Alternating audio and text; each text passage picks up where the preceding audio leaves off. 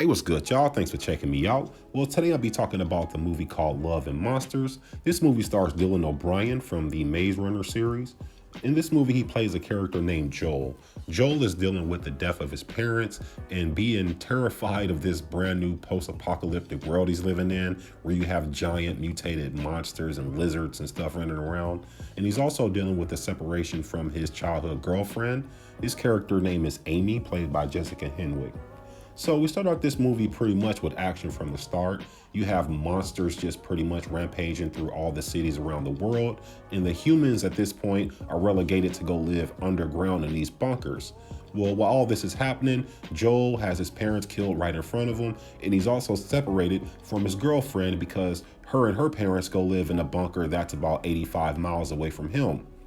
Well, 7 years have gone by, and Joel has basically tried to reach out through each and every other bunker all over the state, going through each one of them trying to find the one where his girlfriend is. He's finally able to reach her, and they're talking through the radio, and Joel builds up the courage that he's going to go to the surface for the first time in 7 years and try to take that 85-mile journey to be with his girlfriend again. So that's what he does. He gathers his bow and arrow, a few supplies, say goodbye to his bunker mates, and off he went. Now on this journey, we have a little bit of everything. He runs into giant frogs and centipedes and just all type of sci-fi monsters and craziness that'll keep you, tuning in to see what comes next, what other crazy monster that comes next. But also along this way, we run into a couple of new characters. Michael Rooker from The Walking Dead, he plays the character Clyde, who is basically a survivalist out there living on a surface world. He has a little companion with him, a character by the name of Minnow. She's played by Ariana Greenblatt. She's about 7 or 8, 9 or 10 years old, but she's a survivalist as well. And her and Clyde pretty much are a team. Now, when Joel is on his way to see his girlfriend, he teams up with them two, and they pretty much are teaching him how to survive, how to really shoot his bow and arrow, what to eat, what not to eat, what plants are poisonous and what plants will help you in case you are poisoned by something. They're teaching him about the big lizards, and I really enjoyed this part of the movie because they made the monsters in the world itself a character in the movie, because that had me looking forward to seeing some of the things they were describing. And we got a chance to see some of them with like this queen slug type of character and things like that. So on a sci-fi tip and being creative, I really love that aspect of this movie.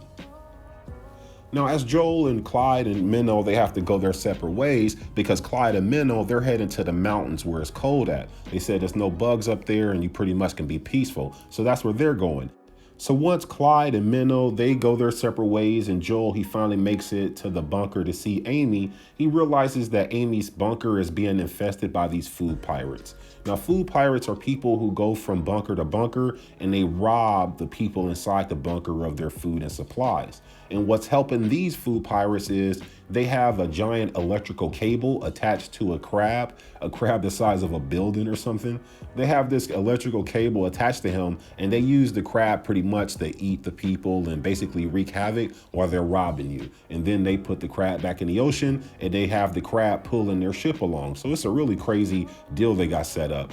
But anyway, Joel and Amy are able to fend off the pirates and free the crab from this electrical wire. And then the crab goes off into the ocean, eating the pirates and destroying their ship. So I guess you could say, all is well that ends well.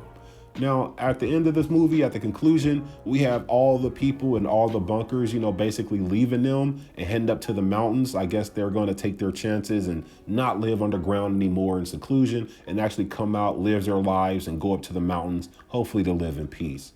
Now, there's a lot I like about this movie. I'm not saying this is some big time blockbuster with all these super, special effects. I don't think it's that. I think they were working with a pretty, decent sized budget, but I do got a lot of respect for the creativity, the originality, the fact that this movie had great sci-fi aspects and comedic aspects, because I do like a good comedy aspect in a sci-fi movie. I think they touched all those bases. It wasn't perfectly written. There's some part of the script I just wanted to pull my hair out, but at the same time, I had respect for the effort that they put into it.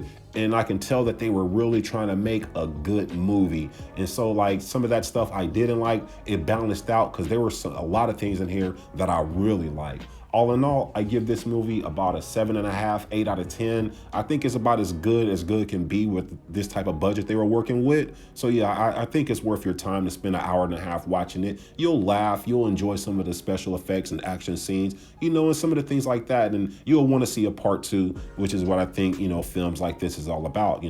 But anyway, that's just what I think. Let me know what you think in the comment section below. Have you seen this movie? If so, what do you think? Do you want to see a part two, or were you not liking this? I definitely want to see a part two. Anyway, if you would like to, go ahead and like and subscribe. I much appreciate that. And I'll catch your ass out there in this universe. Peace.